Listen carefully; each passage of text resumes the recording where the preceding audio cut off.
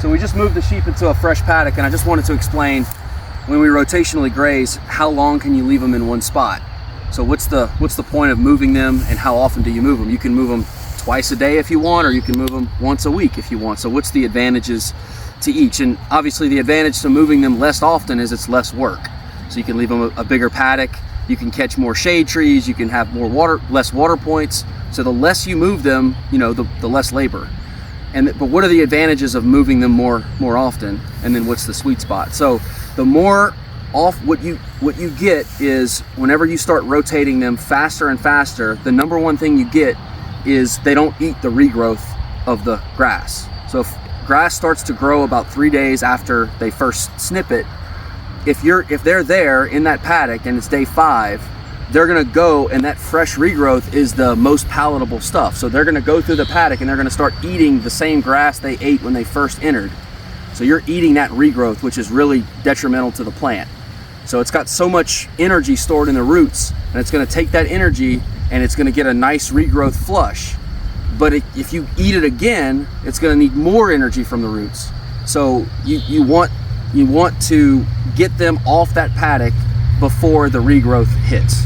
So the sweet spot for that is about 3 days. Then the other thing about moving them more often is that when they enter this paddock, if we're here for 4 days, 3 days, 2 days, the first day they're here, they're gonna eat the most nutritious, the most palatable stuff the first day. And on the last day, they're gonna eat the least nutritious, because they're gonna have eaten all the most nutritious stuff. So however many days you leave them longer, the last couple days are gonna be very unnutritious days for them. So if you do it on a week, those last 2 or 3 days of that week, they're gonna be maybe even losing weight or losing body condition. So the sweet spot for that is, again, I think about 3 days, because they have one good day, one medium day, and then they have one day on the lower end. But then that next day, when you move them, they get a really nice shot of the highest nitrogen stuff that they need. So if the nutrition goes way down over the course of a week and then pops up, goes way down, that's not as good as, let's say, the optimal would be moving them like 4 times a day. If you move them 4 times a day, every time they do a feeding, they get a perfect mixture of the best and the worst all together. So it's like, where's that sweet spot between the amount of labor that I need to take and them, keeping their body condition good. And again, I think it's about that 3-day window, because if you move them every 3 days, they're never going to have really a really bad day, not followed by a really good day. And then obviously the more often you move them, the better that gets, where their nutrition is much more even.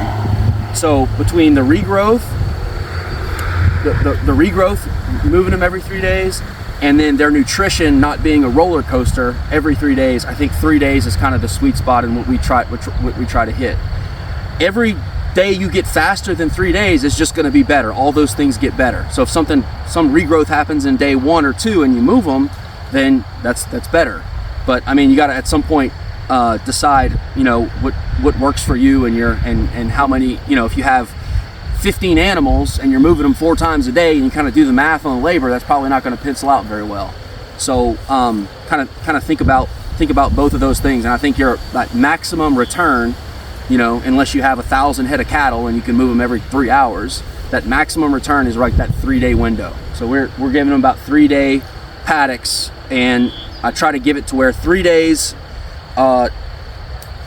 they have that last day is not a great day, because they have to evenly graze it off so we don't get weeds. So that last day needs to be a relatively tough day, where they're picking up all the unpalatable stuff, so that they're not selectively grazing all the really nice stuff and leaving the rest. So that 3rd day should be a little tough on them, and the 1st day should be great. But if you kind of like map it over the course of a month, they're having a really good diet, really good nutrition, and it's really good for the land.